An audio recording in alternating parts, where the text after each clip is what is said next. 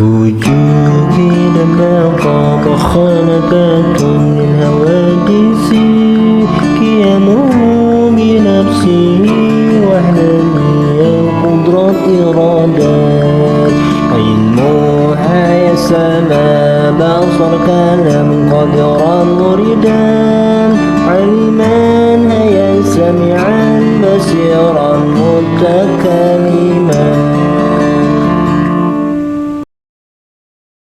Assalamualaikum warahmatullahi wabarakatuh. Bismillahirrahmanirrahim. Alhamdulillahirabbil alamin. Wa bihi nasta'inu ala umurid dunya waddin. Wassalatu wassalamu ala asyrafil anbiya'i wal mursalin. Sayyidina Muhammadin wa ala alihi wa sahbihi ajmain. Amma ba'du. Para pemirsa yang dirahmati Allah, mari kita lanjutkan kajian akidah kitab Tijan. Kali ini kita akan membahas tentang mengenal para rasul. Ini termasuk rukun iman. Ya kan, rukun iman itu ada 6. Iman kepada Allah, iman kepada malaikat-malaikat Allah, iman kepada kitab-kitab Allah, dan iman kepada para rasul.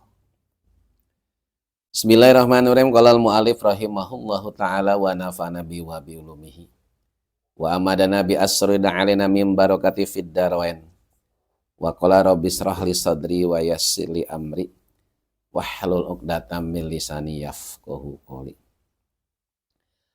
Wa mimma yajibu aidan ay ya'rifar rusul al-madhkurah fil Qur'ani tafsilan. Di antara yang wajib bagi seorang mukallaf, orang Islam yang sudah balik dan berakal sehat, baik laki-laki maupun perempuan, harus mengenal para rasul yang tercantum di dalam Al-Quran secara terperinci. Wa yakfi fil imani bikullin minhum ayyakuna bihaitsu law su'ila an risalatihi la'atarafa biha fala yajibu ayyasrudahum an hifdin. Dan dianggap cukup di dalam mengimani setiap rasul bahwa seorang mukallaf sekiranya ditanya tentang kerasulan mereka, pasti ia bisa mengakui kerasulan mereka dan tidak diwajibkan menghurut di dalam hafalan. Para pemirsa yang dirahmati Allah, bagi seorang mukallaf wajib berkeyakinan adanya para nabi, para rasul secara global. Berikut sifat-sifatnya. Mengenai bilangan nabi dan rasul, ini berbeda pendapat. Di antaranya bahwa jumlah nabi itu ada 124.000. Ini riwayat yang termasyhur.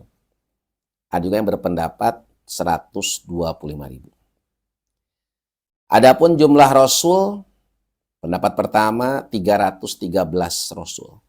Sama dengan jumlah ahli perang Badar. Ada yang berpendapat 314 rasul. Sama dengan jumlah prajurit Talut yang senantiasa bertahan di saat melawan prajurit Jalut.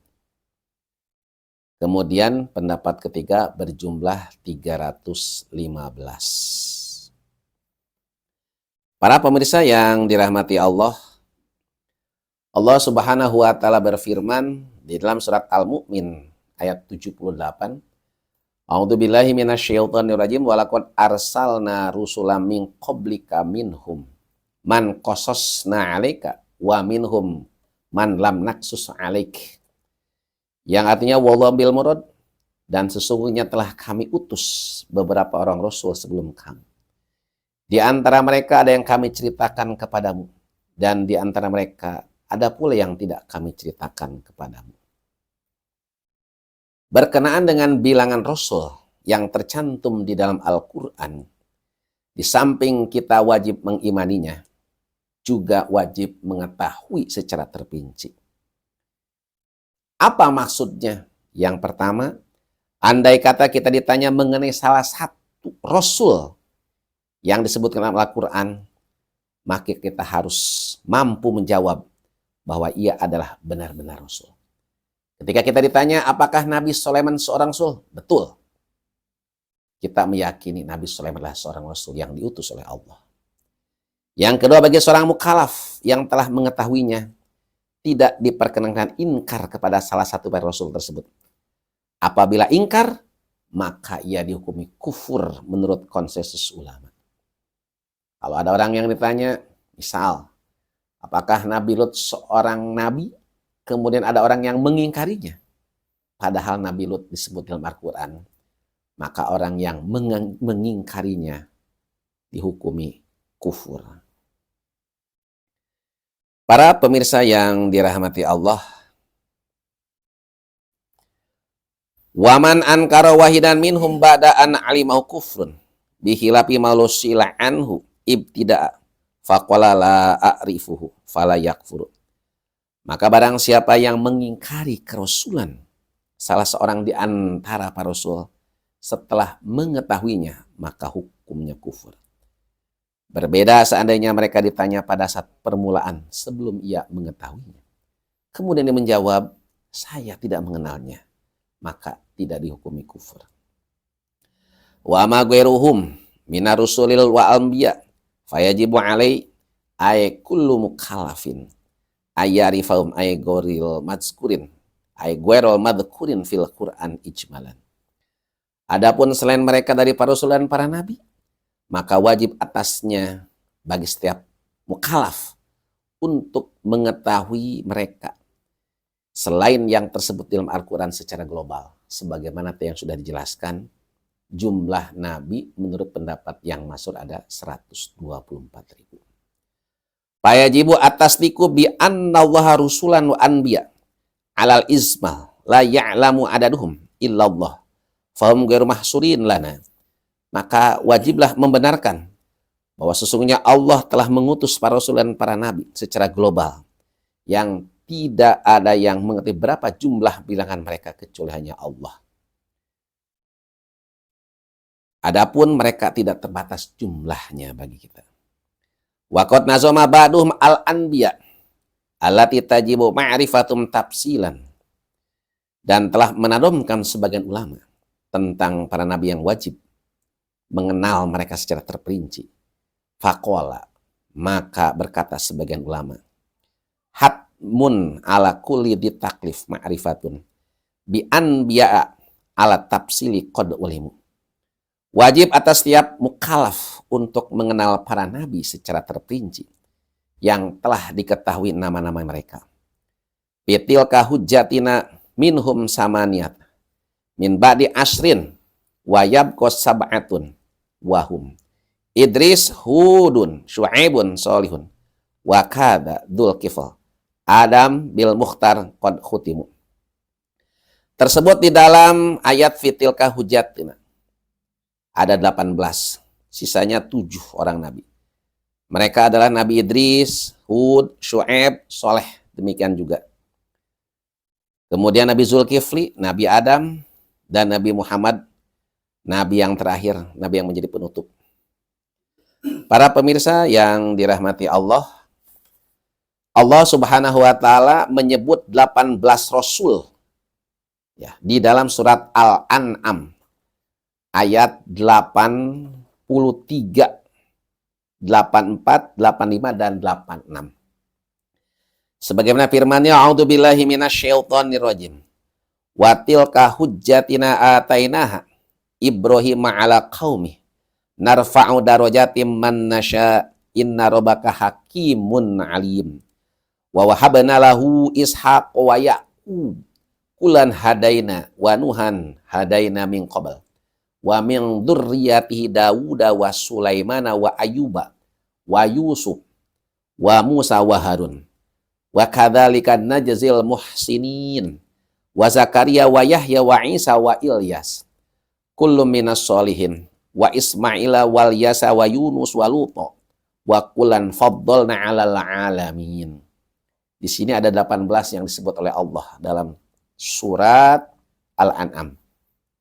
Yaitu Nabi Ibrahim, Nabi Ishak, Nabi Yakub, Nabi Nuh, Nabi Daud, Nabi Sulaiman, Nabi Ayub, Nabi Yusuf, Nabi Musa, Nabi Harun, Nabi Zakaria, Nabi Yahya, Nabi Isa, Nabi Ilyas, Nabi Ismail, Nabi Yasa, Nabi Yunus, dan Nabi Lut. Dua rasul tercantum di dalam surat Al-Anbiya ayat 85. A'udzubillahi minasyaitonirrajim. Wa Ismaila wa Idrisa wa Dzalkifl. Kullu minas solihin. Di sini disebut Nabi Idris dan Nabi Zulkifli. Tiga rasul tercantum dalam surat Hud ayat 55, ayat 61 dan ayat 84. Wa ila adin akhahum huda. Kemudian wa ila samuda akhum soliha. Wa ila madyan akhum syu'aiba. Ini disebut Nabi Hud, Nabi Suleh, dan Nabi Syu'aib. Satu rasul tercantum surat Al-Baqarah ayat 31. Wa 'allama Adamal asma'a kullaha. Di sini disebut adalah Nabi Adam. Dan satu rasul lagi tercantum surat Al-Fat ayat 29. Muhammadur Rasulullah. Di sini yang disebut nama Nabi Muhammad sallallahu alaihi wasallam. Para pemirsa yang dirahmati Allah, tsumma minal maratibil mu'tabarah. Kemudian dari segi martabat yang diperhitungkan setelah ba'da nubuwah, setelah kenabian, al-mulku wal khudrah was sultan. Wa qad a'tallah Daud wa Sulaiman min dalika hazzan wa firan. Dari segi martabat yang diperhitungkan setelah kenabian, jadi di samping jadi nabi, ada juga nabi yang menjadi raja, punya kekuasaan, ya, menjadi penguasa, dan Allah memberikannya kepada Nabi Daud dan Nabi Sulaiman dengan bagian besar. Di sini Nabi Daud dan Nabi Sulaiman di samping seorang nabi dan rasul juga menjadi seorang raja, menjadi sultan, memiliki kekuasaan yang luas. Tsumma minal maratibi as-sabru inna nuzul bala wal mihan wasyadaid wa qad khassallahu bihadil ayub.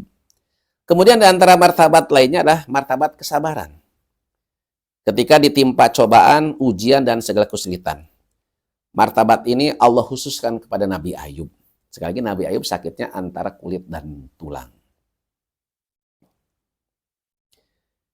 Utipa ala hatainil martabataini man jama bainahuma wa huwa Yusuf fa inna sabaru alal bala wasyidah a'tahullah mulku misra ma'an nubuwah.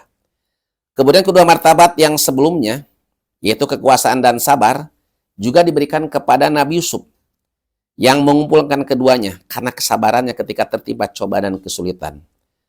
Lalu Allah memberikan kekuasaan negeri Mesir kepada Nabi Yusuf bersamaan dengan kenabian. Di sini Nabi Yusuf, nabi yang memang memiliki kesabaran.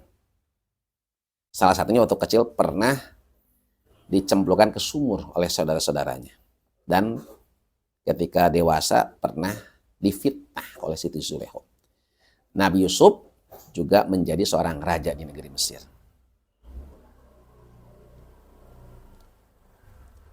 Al-Mu'jizat wa kasratul barohin qad khasallahu Musa wa Harun min tilkal bil hadil wafir.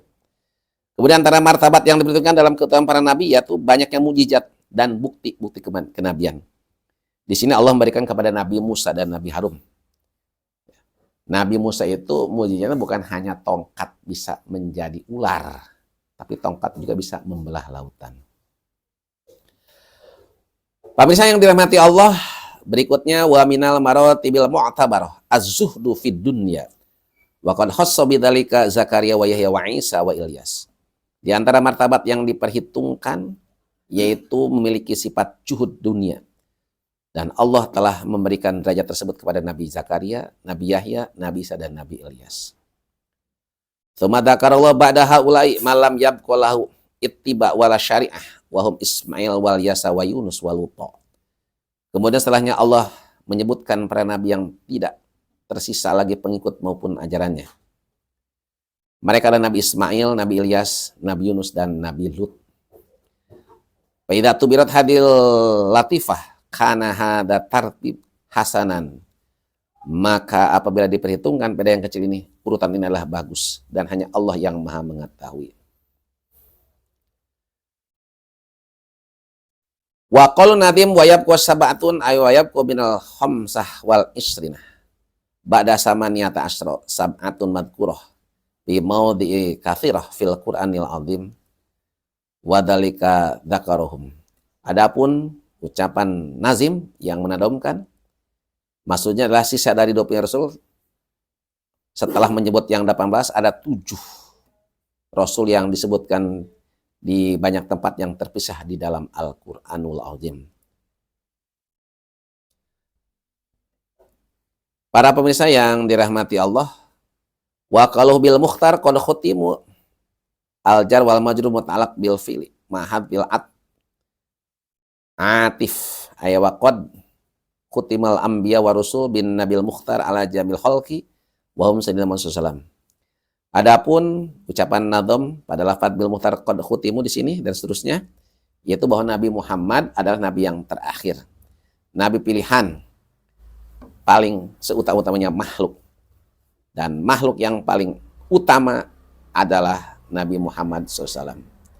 Fadl makhlukat Nabiuna, suma Nabi Ibrahim, Fasidina Musa, Fasidina Isa, Fasidina Nuh, wahaulal khamsahum ulul azmi. Adapun makhluk yang paling utama adalah Nabi kita itu Nabi Muhammad SAW, kemudian Nabi Ibrahim, Nabi Musa, Nabi Isa, Nabi Nuh, ini mereka disebut ulul azmi. Para pemirsa yang dirahmati Allah, adapun yang wajib bagi kita meyakini keutamaan yang utama sesuai dengan apa yang hukum datang dengan terperinci.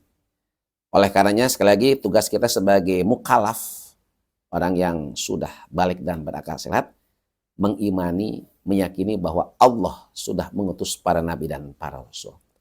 Demikian disampaikan, kurang lebihnya mohon maaf. Wassalamualaikum warahmatullahi wabarakatuh.